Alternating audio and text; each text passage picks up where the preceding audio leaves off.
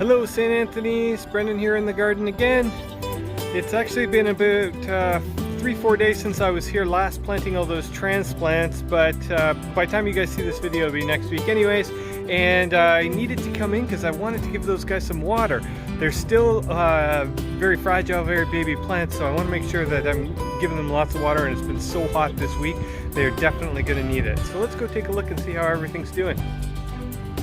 Alright, so here's one of our cucumber plants that we planted. It's looking pretty good. It's definitely getting a little bit of burn on the leaves, and that's probably because it's been so hot. It just doesn't have enough energy to cool itself down because it's still so small. But we can see right here that little bit of yellow right there. That is a flower starting to form.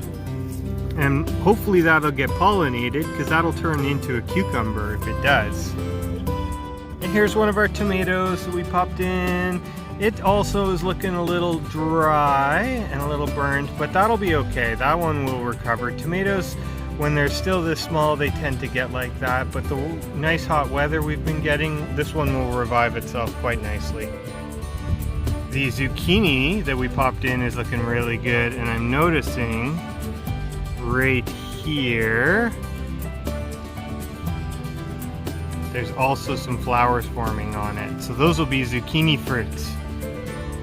Now unfortunately our cucamelons that were doing really great at my house do not seem to be doing so well here, and unfortunately this has been the case at my other schools as well. They've all died.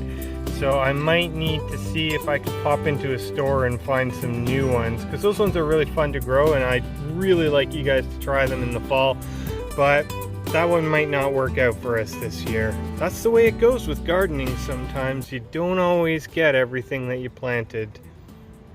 We do have our corn growing nice and strong though. It held up very nicely to being transplanted and looks like it's doing very well. One that's doing really well is this cantaloupe.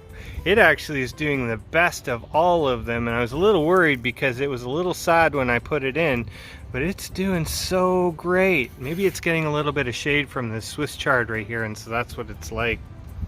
Last thing I want to show you guys, I gotta reach for this, is this thing right here. This is on the garlic, and if you're in kindergarten, this is one of the garlics that you guys planted. This is the garlic flower starting to come out. Some people call them garlic chives. I call them garlic scapes. And once those start to grow, they're going to start to curl around. You can actually wear them on your arm like a bracelet even. They're going to start to curl around, and when that happens we can chop them off, and that's going to put energy back into the roots, which is the part of the garlic that we usually eat. The great thing about garlic scapes though is you can eat them as well. They're very, very garlicky. I love garlic scape pesto, is one of my favorites. The ground is looking pretty dry, so we definitely need to get some watering going on in here. To test how deep your watering is going too, it's always good to reach down. So right now I'm feeling moisture when I get my finger in. I'm feeling moisture when I get my finger in about halfway. So it's not too deep. We've got water down there at about 1 inch. But because these baby plants aren't that deep, their roots aren't that deep, that's why some of them are struggling. So I'm going to give this a really good soaking right now. It is supposed to rain on the weekend, which is great, so that means we're going to get some extra water. And I'll be back next week to take care of things again as well. Hope everyone's doing well. We'll talk to you guys, see you guys again all really soon. All right, bye now.